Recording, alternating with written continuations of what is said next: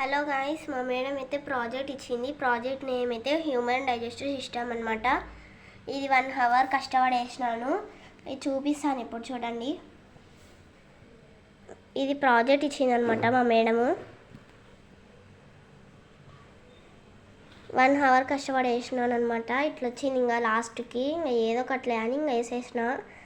ఇక్కడ face card అయితే shapes మాత్రం ఎట్లా అంటే అట్లా పోతున్నాయి.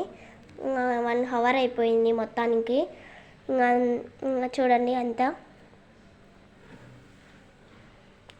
మీరు ఇట్లా 1 అవర్ 2 అవర్స్ వేస్తుంటే కామెంట్ చేసి లైక్ చేయండి.